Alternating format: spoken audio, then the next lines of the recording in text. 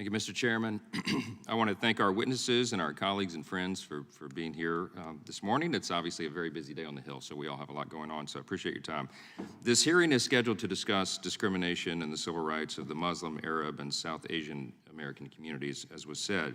So let's be clear at the outset, because I think all of us know and agree that discrimination based on race or religion is always wrong, and it's inconsistent with our founding ideals. That's one of the things that makes us American, I would argue. Our nation's promise was boldly asserted in our nation's birth certificate, the Declaration of Independence, that all men are created equal and that we are endowed by our Creator with certain and inalienable rights, all of us. America is not perfect, of course, but it is an exceptional country. We're always growing, we're learning, we're striving to be that more perfect union, as the Constitution articulates. Our federal civil rights laws recognize these facts, thankfully. It took a long time to get there, but they do, and they have for a long, long time. They make clear that disparate treatment of one individual when compared to another cannot be based on race, religion, or national origin, for example.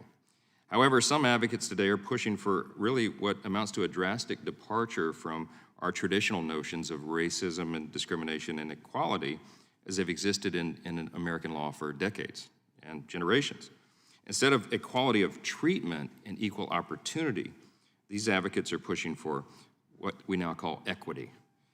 Rather than non-discrimination, equity requires explicit discrimination to achieve an equitable distribution of outcomes. That is not what has been the tradition here, and it's not what we're based upon. Let me say that again. Rather than non-discrimination, equity often requires explicit discrimination to achieve its ends. Perversely, these ideas have actually caused discrimination against some of the communities that are the subject of today's hearing. At colleges and universities like Harvard, Yale, the University of North Carolina, Asian applicants, for example, face significant hurdles unrelated to academic achievement or merit in the admissions process. Admissions decisions made in the name of equity have also been seen at prestigious high schools across the country and in other institutions. At Thomas Jefferson High School, for example, a magnet school in Northern Virginia, it's considered one of the best public high schools in the country. Admissions policies implemented with the goal of equity had the effect of reducing the number of Asian admittees from roughly 73% to approximately 54%. Just last week, a federal court invalidated the new policy because it failed to treat applicants equally. That's what we're supposed to stand for here. Similar changes and similar legal challenges are playing out right now from New York to San Francisco. As we have this conversation today, I just think we need to remember that equal treatment and equal opportunity are the foundation of civil rights laws. The American dream is not a zero-sum proposition. We need to not hold anyone back so that we ensure that everyone can get ahead.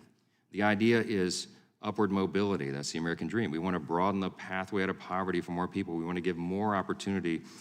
We all agree, I think, on the end goal. We just have very different ideas on how we're supposed to get there. So I look forward to our hearing from our witnesses today. I also apologize because I got multiple hearings going on at the same time, and I yield back.